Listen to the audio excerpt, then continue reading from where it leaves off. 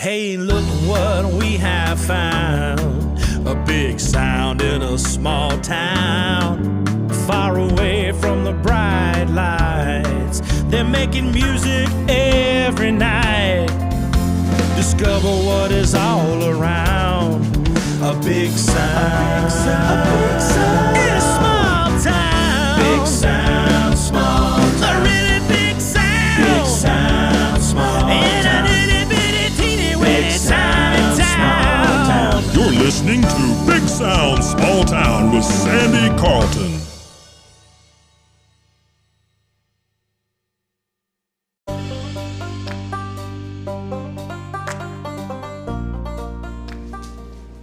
Hi, and welcome to Big Sound, Small Town.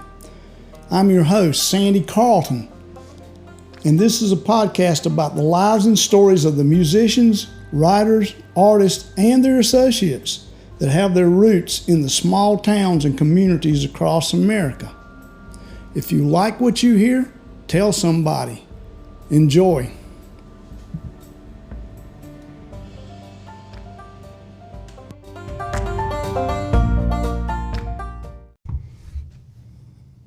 My name is Stan Anthony, and I am a native of Shelby, North Carolina. And I am currently serving as the mayor of this fine community. And I am also a music lover. So have you always been a music lover? I have been a music lover all my life. My parents were both music lovers, and I grew up in a household. My mother played piano and grew up hearing her playing the piano from a very young age, and was always involved with singing in the choir at church, and so music has always been a big part of my life. And one of my earliest memories, actually, as a kid was I remember one Christmas, when I was probably, 7 or 8 years old, and my grandmother gave my sister and I a guitar. Yeah, a guitar. And this would have been in the early 60s, and this was when, folk music was big, and of course the Beatles were big and all that stuff. So guitars were the big thing in those days. And I'll never forget, Christmas Day, I was sitting around plunking on that guitar, couldn't play a thing.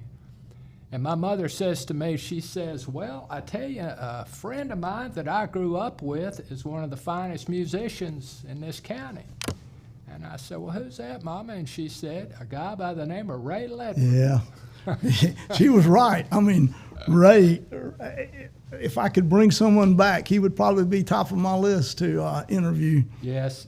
Ray had, well, as you know, Sandy, he had an influence on hundreds, if not thousands, of people in this county. Sure he did, and employed many of them.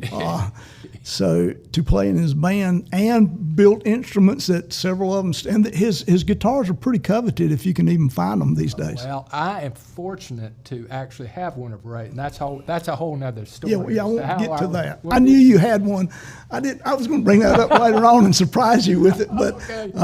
I knew you had one though. Okay. I kind of did a research once on who all had them. Okay. Yes, it is one of my treasures for sure. But yeah, so my mother, this was, like I say, in the early 60s, she called Ray and set up for me to have a first lesson on the guitar. And I'll never forget, I was really too young to really pick up an instrument, but Ray did teach me a couple. I'll never forget the first song he taught me. I still strum it for my little nieces and nephew. Is Hang Down Your Head, Tom Dooley. It's like two chords, a C and a G7. And I can still remember sitting in that room up there above Shelby Music and him teaching me those chords. And anyway, that kind of was my first encounter with Ray, and certainly my first exposure to a musical instrument. Oh, and come to think about it, at that time, Tom Dooley would have been a popular song, It too. was. That's right. I mean, it wasn't like he was teaching you something that wasn't current, which is kind of cool, too. Yeah, I mean, exactly, and that's what Ray did. As you know, a lot of it, he could take a popular song and put it on guitar very easily. Yeah. But yeah, that was my first experience with that, and then, and as I said, I grew up around music, and then a little later, when I got in junior high school, I learned the cornet. Oh, yeah. You know, and that was really my first formal training in Right. music, and I played in that for 3 or 4 years, junior high, maybe 1 year high school. But I kind of got where I was getting a little tired of a wind instrument, Yeah. kind of feeling drawn back to the guitar. Oh, that's cool. So I sort of, from that point on in high school, this would have been the time when acoustic guitar, singer-songwriter music, James Taylor, and the band America, Crosby, Stills, Nash and Young, and all those, they all play acoustic guitars, Right. and everybody was kind of gravitating towards acoustic instruments, Right. away from the electric guitars. But so yeah, I kind of self-taught myself. I picked it back up, and that was really a godsend for me, because I really got into playing guitar. And for several years there in high school, I really loved playing. I used to play with some of the Rick Bowles. Yeah, I know Rick, yes. Singer-songwriter Yes. who had a very successful song. Very successful. Used to play some with Rick, and always enjoyed that. Steve Rossi, who was a former classmate of mine, who we'd sit around and jam a lot. So that was really my first time of kind of playing with other people and playing guitar. And but then once I got into college and sort of got out of college, I just kind of put my guitar down. Yeah, that happens sometimes. And it definitely happened to me. And for about, 15 or 20 years, and this was when I was getting married and having Right. kids and all that stuff. Sure. I just didn't play. Only my musical outlet was really singing in the choir at church, Right. and that was Well, about which is nothing wrong. I mean, Yeah. so many people have gotten their start there. I mean, they're the basis of everything musical there. So Exactly. Well, and I'm glad you mentioned that, because that is very true, because I do remember this was one of my first times of actually playing in public, and this would have been when I was, maybe a sophomore or so in high school.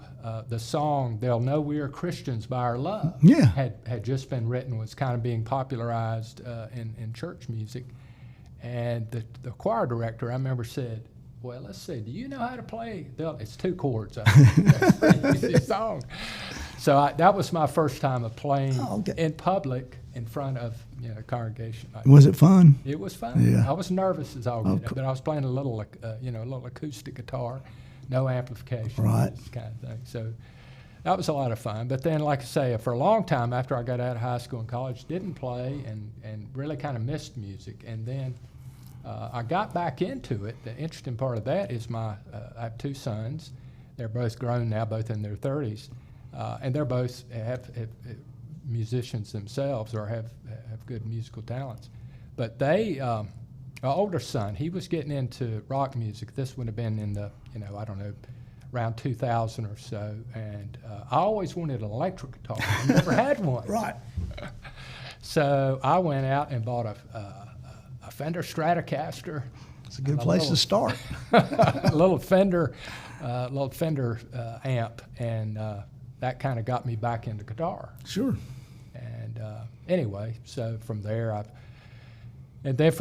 kind of, so that's what, a little over 20 years ago that I've kind of picked back up into being into music. And at the same time, my church, that's also been a huge outlet for me here of recent years, is as particularly in the Methodist church. I go to Central Methodist here in Shelby, right across the street. Yeah, right. And in the early 2000s is when praise music and contemporary instruments and all that was becoming popular. And of course, Central was always very traditional, but that was a pretty big deal when we started having I'm sure it electric was. guitars Yeah, I'm sure in it church was. service.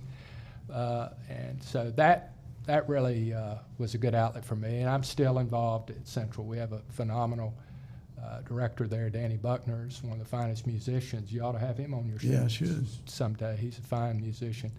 But anyway, that's been a good source of inspiration and musical outlet for me. And so, but yeah, and then of course in more recent years, I've picked up the bass, and kind of a little story about the bass is that my son Perry, who's one of the lead singers of the Dancing Fleas, which as you know I'm a part of, he said, "Dad, won't you come hear us play down at," this was when Newgrass was Had a stage. had a stage. Yeah. So we're going to play at Newgrass. And I said, sure. So this was back when the Fleas were still kind of in their formative years. And I heard him, and I said, yeah, y'all got some talent. I said, but, Perry, y'all need a bass player, because they didn't really have a bass player. I mean, I think they did, but she was kind of a part-time bass player. And he said, well, do you know anybody? And I said, well, I might could figure it out. So I kind of picked it up. And so that's how I got into playing bass. And I've really kind of discovered, Sandy, that I was always, Stevie Ray Vaughan was always my kind of idol. As a Good idol. Good musical idol, without a doubt. Yeah, and so that was the reason I got a Stratocaster. Sure. I thought I was going to be the next Stevie Ray Vaughan. Well, Everybody does. You know how that goes.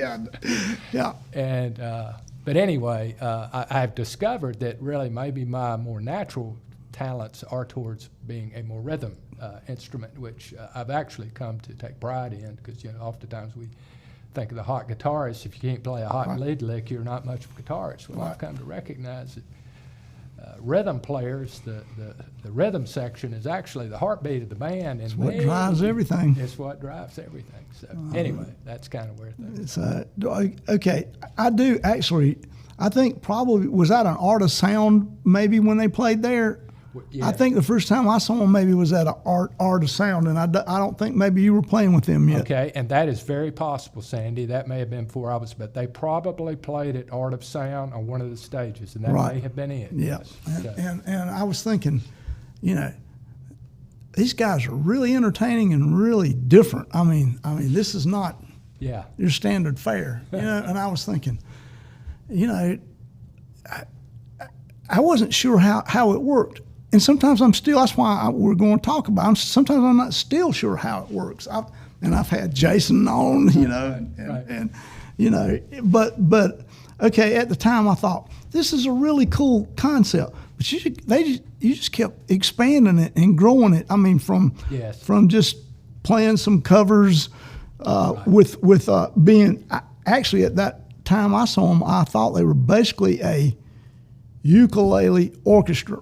I mean, which you really aren't as much now, but I mean, it was like maybe there weren't 10 people then, but there's a lot of ukuleles and a lot of the same size ukuleles. No baritones or no tenor ones, And I was thinking, the concept is great, but I don't know. You got it right, is where I'm going with this. Well, what's our niche? I think sometimes people kind of have a hard time figuring out what our niche is, or what is our musical style that we kind of focus on. And what I like to say is the Dancing Fleas, we can play everything from, from the Beatles to, Justin Bieber, to pop music, to rock music, to country music, to bluegrass music, Sure. You name it. I've seen you guys playing all that stuff, Well, and a little funny story, I have to tell you this. This past weekend, we were playing a little gig up in Caldwell County at a beautiful little setting up there. And it was, I wasn't exactly sure going in. I knew where we were going, but I wasn't exactly sure what it was for. Well, it turned out it was for a memorial celebration of life for a lady whose father had recently passed away. Oh. And so, but they A funeral. Yeah, a funeral. It was basically a funeral. But it was. I think the gentleman had passed away some time ago. Right. It was the first time they'd had Sure. a chance to get together after COVID and so forth. So we were, got there, and it was like, oh wow, what's this going to be like? But They loved us because they were. What I love about when the Dancing Fleas plays, is the reaction of people's faces. They're just not sure what to think of us. Here's a bunch of people with ukuleles. Yeah. And ukuleles and a pedal steel. And a pedal steel. We have a fine pedal steel. Which is weird too. I mean, ukuleles and pedal steels. Well, it is, and it didn't, Sandy. Here, think about it this way: Hawaiian music. It is. The steel guitars actually originated in Hawaii, and so did the ukuleles. Well, this is funny. I'll tell you a story that happened this week. So I go to a recording session over at Richard Putnam's studio, and the people who are doing this are pitching this song to Kenny Chesney. So there's a guy, David Johnson, who does a lot of the playing of multi instruments for Richard. So we're there, and he says, "Okay, I'm going to put a guitar track on here, and I'm going to put a ukulele track on here, and I'm going to put a pedal steel track on here." So that's funny that you just said that, and I would have probably thought that was so amazing had I not just seen that happen in that situation. Right. And on a note, the guy who was on The Voice, Avery Robinson, is going to sing that demo. Oh, cool. So, however, he is exposed to COVID and could not make the session. Oh man. So it does work actually more than you would think. Yeah, it does, and yeah, the Dancing Fleas. That's certainly been it's almost a godsend for me personally. Oh, I can to see. get involved with a group of musicians. So we're such a diverse group of people. We have 16, 17 years old, and I'm obviously the oldest one. I'm kind of their granddaddy in the group. But it's a very diverse group of people from age standpoint, from musical skill. It really started out as kind of more of a ukulele club, just people who wanted to learn ukulele, and it's kind of evolved. And so would that have been like a recital when it first started, maybe? Yeah. I mean, kind of. I mean, we've practiced this stuff. Let's go play it live, which would be. I think that's basically a grown-up version of a recital. I think that. And then it worked. Yeah. Okay, I got to go back to the funeral. Okay. Did you have to taper your stuff for this funeral, or were you doing this not like technically a second line, but more like a celebration? We did it more like a celebration, but I'll say this: we got there, and the setup was such that we realized we couldn't plug in because it just wasn't. It was we would have just been way too loud. So we ended up playing totally acoustically. Now I had my bass amp, so I could get a little bit of sound out of my bass, but. We played under a tent, and what was probably one of the finest compliments we got that night is people came up to us afterwards like, "Wow, we've never heard anything like that. It was so unique," just like what you're saying. And this one gentleman said, "Now," and it was kind of like a wedding reception, if you will. Right. Sure, I can see that. And the guy came up to us, he said, "Now, I've heard a lot of good wedding bands, but I can tell you, you guys are absolutely the best funeral band I have ever heard." I mean, kind of a left-handed compliment. Well, it is, but, I, from time to time, play funerals. And I think a funeral can be a sad occasion, but it can also be a celebratory type thing of a person's life. Exactly. Depending on the person and. Well, and the daughter of the gentleman who passed away came up to it afterwards, and that's really what was so meaningful. She said, "My dad would have loved." Yeah, I see it. And that was said it all for us. Wow, that somebody could feel that way. So another thing I'm curious about: do you guys see yourself as entertainment, or as is entertainment as big as the music, or is it all about music and entertainment just comes with it? That's a great question, Sandy. And I would say if you probably asked every member of the band, they would give you a little probably different take on it. I would say for me personally, the music is more we're more of musicians who entertain rather than entertainers. Entertainers who play music.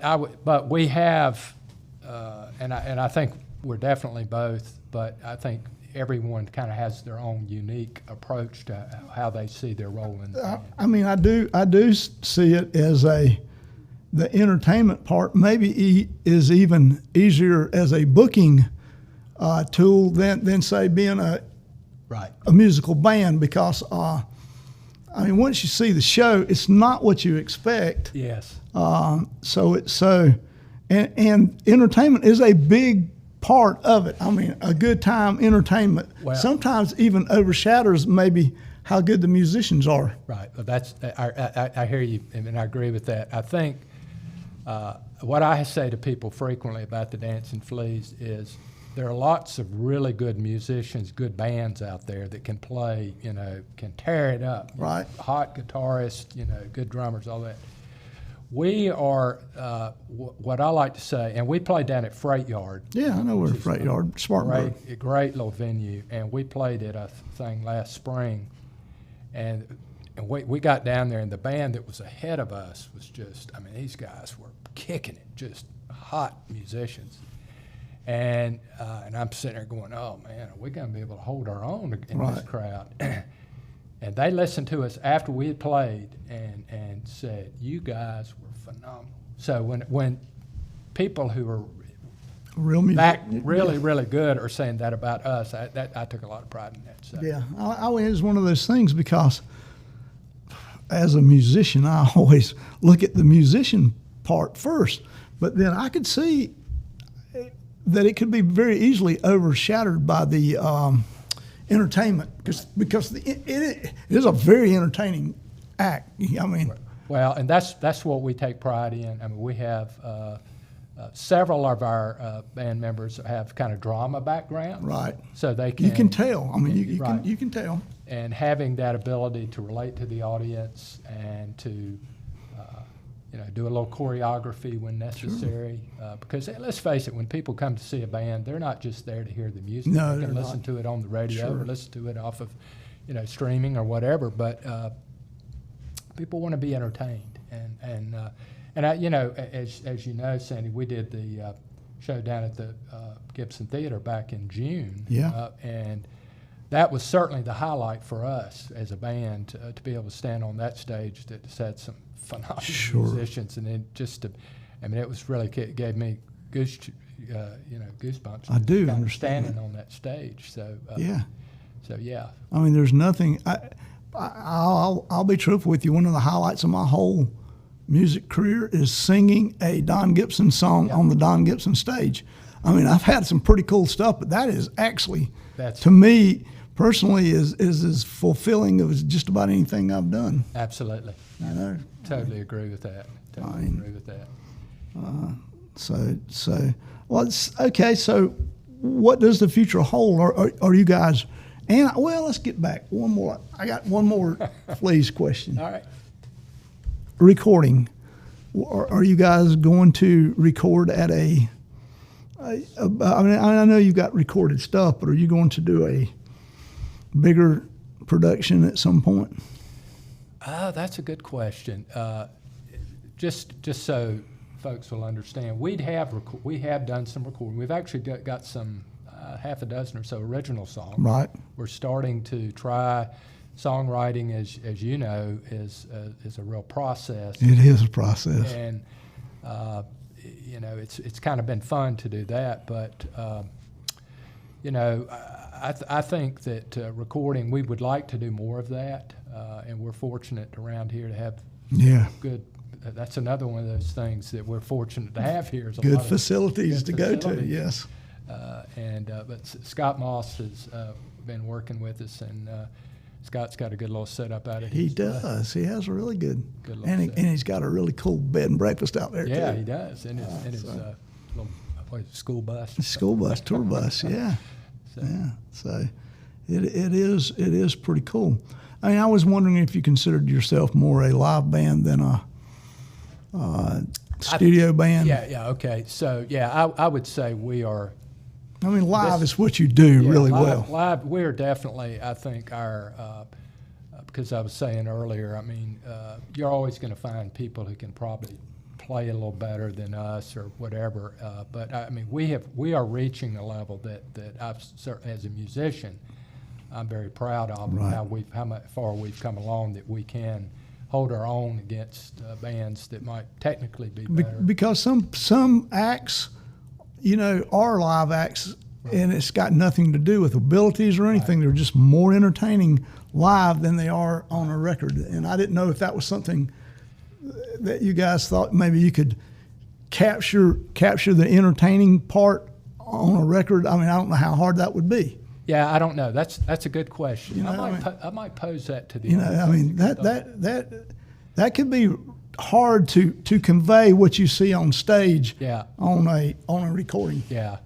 And it would have nothing to do with the music. The music could possibly be just wonderful. Probably would be wonderful, but are you missing the? Well, here's what I would say. Would we probably be heading more towards possibly trying to produce some high quality video? I think that's the answer. Yeah, I do. I think that is probably the answer to your question. Yeah. I could see us doing that.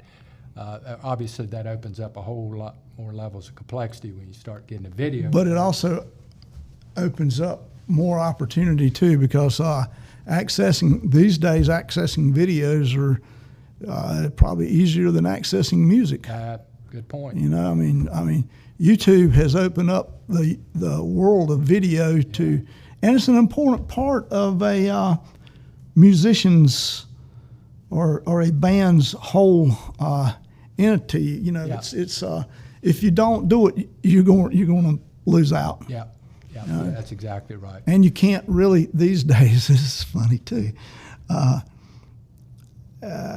This guy Presley Barker was up here, and they asked him, did he have any CDs? He said, "I'm young. I don't have CDs. Nobody my age buys CDs. You know, it's all." You know, it's a download. It's a stream. Right. You know, he said, "No, I don't know." You know, I think they told him he could sell his videos. I mean, he could sell his CDs. CD, you know, what's CD? And I mean, there's a lot of truth to that. Yeah. And there's a lot of truth to the 45 industry, like what we grew up. Yeah. People are releasing individual songs as opposed to whole albums. Yeah. I mean, that may compilate to a album. Right. But you know, it's a 45 market basically. That's interesting you should mention that. I do think the original songs that we have recorded, that is kind of was the thought that we had. We would do that, and I can see that, yeah. Something kind of that would be like an old 45, like you're saying. So that's pretty cool. All right, well now, past the Fleas, you've left out a part of the story here, right? Which part would that be? Let's see. Now,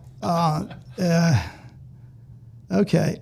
You're doing a different job than you started out your whole life doing, right? Okay. Oh, you're talking about me being the mayor. Yeah. Is that what you're talking about? Oh, yeah. Okay. Yeah.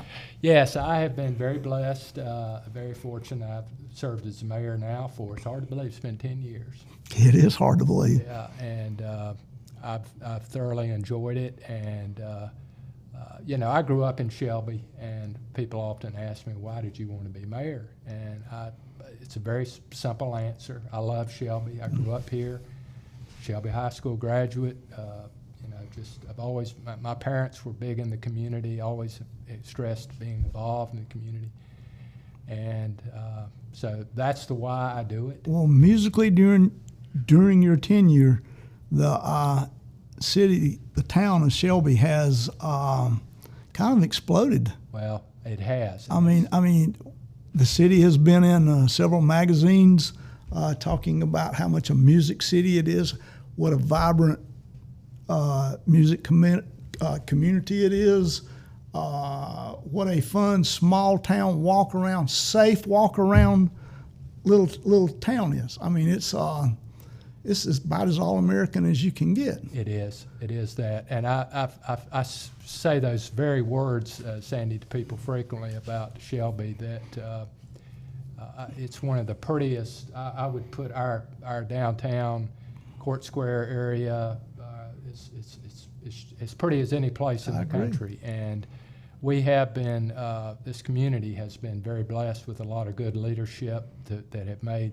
some good decisions, not only certainly Destination Cleveland County, right. The work that they did to make Scruggs Center and the Don Gibson Theater happen. It's a big thing. Yeah, you're right. Over the last, and I, you know, I certainly don't want to suggest that I've had made some of this happen. But I do like to think that I was, one Well, you have been here during this. during this time. So- Yes, it has. I have been, and to the extent I may have had a little bit of involvement in that, it's certainly a source of pride, and I think it's something that our community can build on, is our music, Sure, and I our agree. musical heritage. Back a number of years ago, when the governor was in town for an event for one of the economic development announcements that was made when the governor would come in town. And I introduced him. I said, I think this was when Pat McCrory was the governor, excuse me. And I said, Governor, welcome to Music City, North Carolina. It's true. And when he got up to make his remarks, I love this. He got up to make his remarks. He said, "So good to be in Music City, North Carolina." That's funny. That's And, funny. So I do think we're getting an identity around our music. There's so many certainly famous musicians Sure. from our community. There is. Obviously the Don Gibsons and Earl Scruggs and many, many others. But as you and I were talking earlier, there's a lot of people that we've never heard of Oh, sure. that are That is absolutely phenomenal. actually every bit as talented as the people that are famous. Exactly. In fact, Well- oftentimes your best musicians are the ones you've never heard of True, that may be true. working in a studio. True. So, Well, okay, I have a lot of listeners from around the world and around the United States. So let's do a little tourism deal here. So not only do we have a Earl Scruggs Center and a Don Gibson Theater, but outside of where we're sitting at, there is a stoplight with a guitar on top of it. Yeah. Around town, there are discs of yeah. Don Gibson songs where you can push it. Don't have to put money in, just push it, and it'll play. Lost sampler. Yeah, it will, of what's on once, and they're painted by local artists. Yeah. Also, while we're talking about painted, we have murals Yeah. of course, the two most famous, Earl Scruggs and Don Gibson. We also have a Hall of Fame football player here who also has a mural in downtown Shelby. I mean, it's a beautiful city, little town. We actually do have places to eat. We have a World Series here. We have, there's a little bit of everything here. There's a little bit of everything here, Sandy, and I would tell to all of your listeners that they just need to come to Shelby. They do. We have so much to offer. It's in many ways it's unique, but it really is like a Norman Rockwell painting. Kinda You is. walk around our square, and of course one of the things that I'm most excited about that we're in the planning. This doesn't necessarily have to do with music, Right. but it is a big part of our travel and tourism plans for the future. Is our rail trail Yeah. initiative that is kind of in the early stages. Right. We have got the we have acquired that right away from Norfolk Southern, and we're in the sort of early planning stages, Right. the engineering of that, and that will be a huge benefit to our community. It will Bring be. Lots of people. Everybody loves bicycles. They do.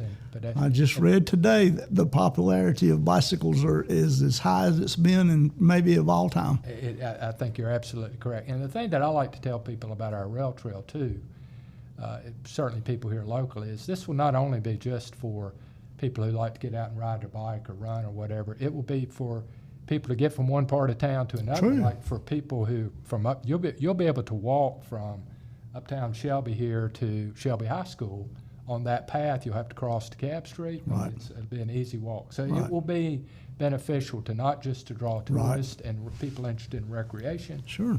but the locals will as Also, you can come walk it, ride it, well. Right.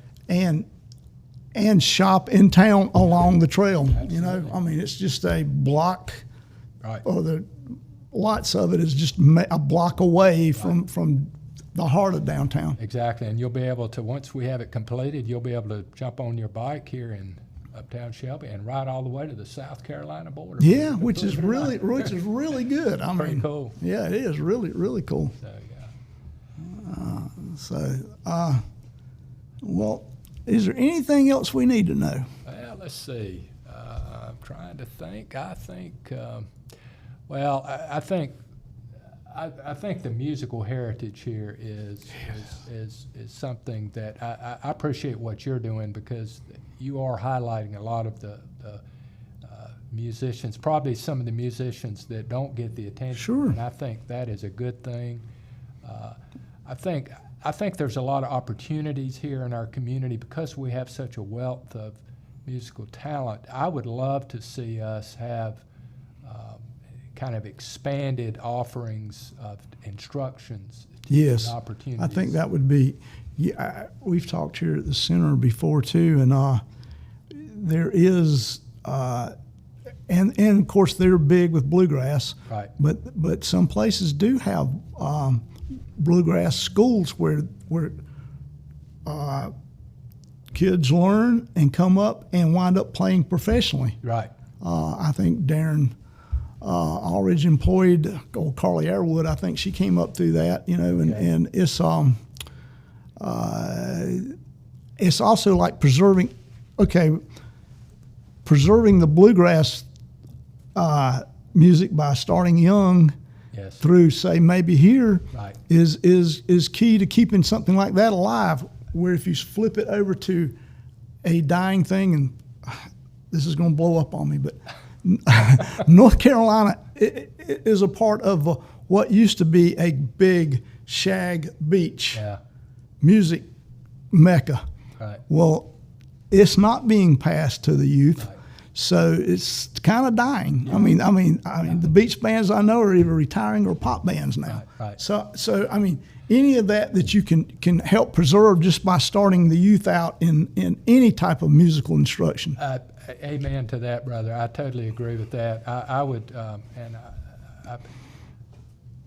anything we can do as a community to encourage young people to, and not just young people, and I would use young people in a broadest sense, because the thing about music, even in my own experience, you can start young, but then get back into it later in life, or even start later. And I have had some conversations over the years with folks about what we could do to. Well, we have had drum circles, Yes. And I think Justin Harper has worked to get musical instruments for people who cannot afford to buy them themselves, and that's a good thing. But all that does take a lot of planning and a lot of work. Yeah, exactly. But I think our community can do it if we can sort of. It would be a wonderful thing. I agree. Yeah, and the thing about music is, and even whether you like rap music or bluegrass, it always people can. It's a way to bring people together. It is. That's kind of a little maybe trite, but at the same time, it's very true.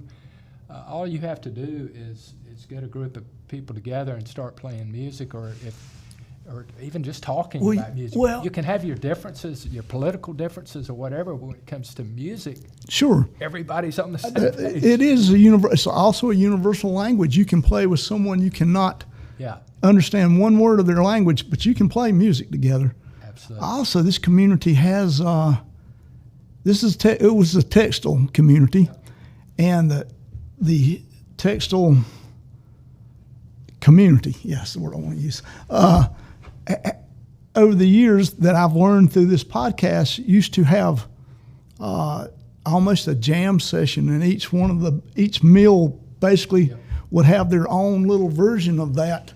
And so music's been. That's what I always understood. How Earl Scruggs. Yeah. And he worked at the Lily Mill or one of the mills around here, and his breaks and whatnot. They would go out and they'd pick up banjo and play from the cars or whatever. So you're right about that. And we used to have they're a older group, but for a long time Shelby had radio where.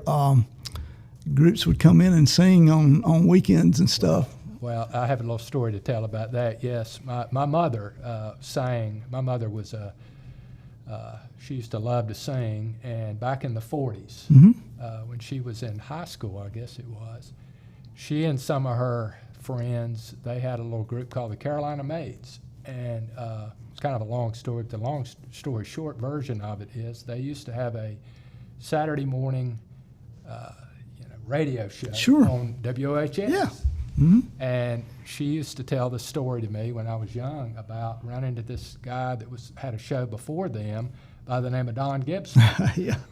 See? And Don got his start in a similar, of course, my mother didn't go on to the success by any means to what Don did, but yeah, just her. I mean, I grew up hearing that story about how, we used to run into this guy named Don Gibson in the lobby there at the WHS radio station. And, she used to tell stories about, he was so good looking, but he was so cocky. I'm sure he was. Like I mean, that kind of stuff. Yeah. So, but it's radio shows.